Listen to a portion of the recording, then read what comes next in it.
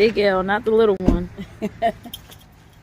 Let's go, Big L. What we about to do? Work out. Put in some work? Yep.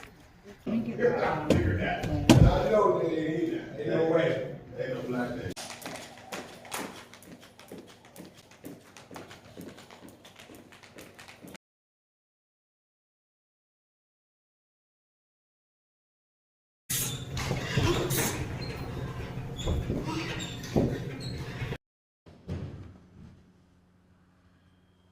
What's up, everybody? It's L. I go by the Great Spirit.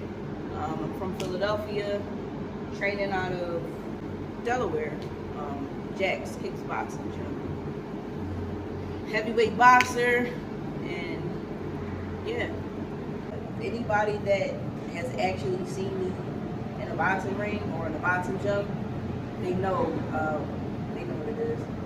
First got into boxing because my aunt's boyfriend at the time came to her house and he was like doing bad with everybody. When he got to me, he was like, "Yo, you're really kind of strong.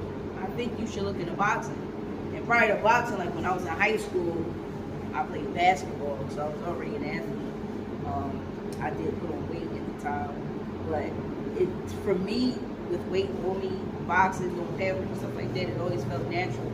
I felt loose, I felt good, so I went down to Johannes and I got a membership and I started training with David Davis a little bit. The first couple of times sparring, I knew like, all right, this is what I want to do. Challenges that I had then and kind of coming out of now, it's just scheduling. As an adult, with a family, with a lot of responsibilities, a business, sometimes scheduling wise it's hard to have that consistency that I would like to have. If I was to compare myself to another person that was heavyweight, I really don't think you can compare because it's just based on your team and how they're actually teaching you. What I can say that I like about the team that I'm working with now is that I'm being trained specific to my abilities. I've always been a pretty confident person, very secure within myself.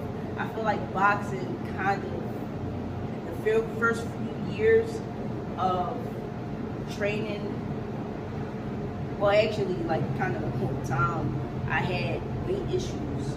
I found out I had PCOS, which is like, it's hard to lose weight because of a hormonal imbalance. So just struggling with that, knowing that I can fight really well, but I'm short. I had to become stronger and gaining more weight. I would say I've been this weight since I was fresh out of high school. And the dichotomy of boxing is that there's standards that are set in place that make sense. It's for a reason, it makes sense. But I feel like there's always exceptions to the rule, and I am an exceptional person.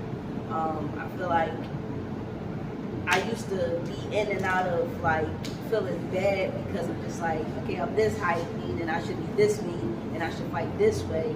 So for a long time, I feel like I was stunted because I didn't fit the script. Now I'm in a position where as though this is the way that I am, the weight that I am. Yes, I'm working on strengthening and conditioning myself and losing weight, but if I'm ready at this weight, I feel confident enough in myself and my team to where as though I will be effective and dominant with everything that I have now, because I'm being given the tools to actually be successful. Because for a long time, it's like I used to be off and on with depression, and it was because I loved boxing so much, but I feel like boxing didn't really love me at the weight that I was at. Not people, but just the sport and standards. So for a long time, I was like, I kept going, but I still was like always sad because it's like, L, you can fight, but you ain't at the weight to fight. So it's like, almost like kind of I felt left behind. It's not just that. There's heavyweights that can, do a lot, but no matter the height or the weight, they still can, be productive and brain. I feel like the world in itself is becoming more diverse with athletes with bigger bodies. Clarissa Shields is one of my greatest inspirations presently. In the past, I would say Coach Mustafa definitely gave me a lot of inspiration because he always spoke about my strengths or whatever, spoke to my strengths, and I, trained with him for a bit. A friend of mine, Kareem, he was a lot of inspiration to me because he also spoke to my strengths and just spoke to me about the spiritual aspect of being on a journey and embracing that journey that you're actually on. My family, my wife. Perfect workout song. I would say it would have to be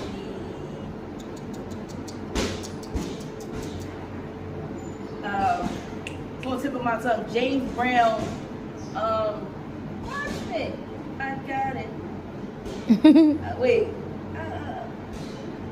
It's a James Brown song. For some reason, I cannot think of the name of the song. But my wife did give me a compass that I kind of take everywhere with me when I'm not with her. And it just reminds me that I'm on the path that I'm supposed to be on and I'm being guided.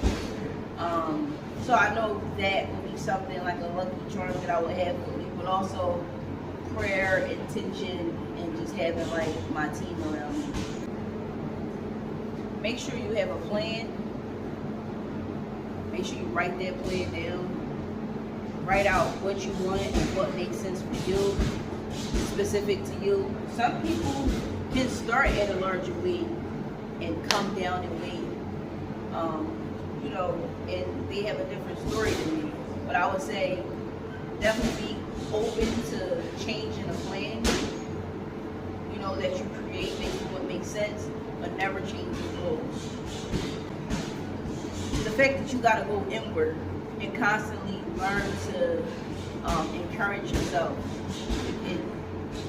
I'm somebody that already has a relationship with, myself, but it keeps you, for me, it keeps me on my knees praying.